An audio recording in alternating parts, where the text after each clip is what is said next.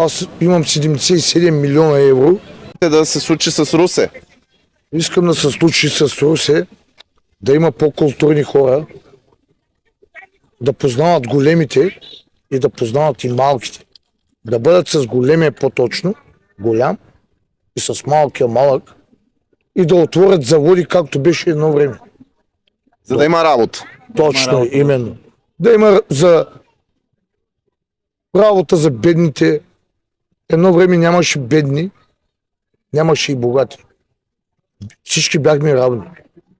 То е имало, но не си личало.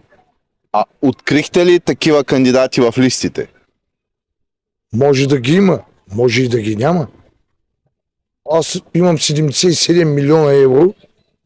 Мога да си позволя и в Америка, и където той, но помагам все пак. За всичко. Да сте ми живи и здрави, бъдете благословени, от здраве да не се отървете и все така да сте с обществото, културни, възпитани. Ами щом имате толкова пари, защо вие не направите завод в Русе? Аз съм направил. 77 крави имам.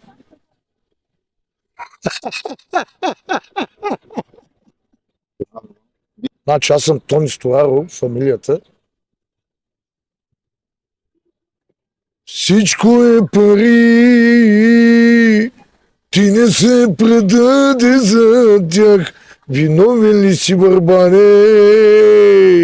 А това за кого е поздрав? За тебе специално и за цялото семейство и за обществото. А какво искате да кажете с тази песен? С тази песен искам да кажа, че не е всичко пари. Да си готин, да си културен, да си възпитан, да имаш лице, да сърцат, мощен като албанската мафия. Тирана. А може и за BTV един поздрав? Джим чикам, чикам, джим чикам, чикам, алелиям. Къде си, Галено? Къде ми играеш чиканкиното?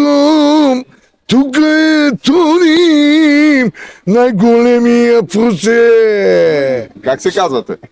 Тони Стораро, човека глас белгийския. А друго име имате ли? Ще се обадя на Генка Шкира от BTV, ще я питам за дела и документи, да се преместим при Юксел Кадриев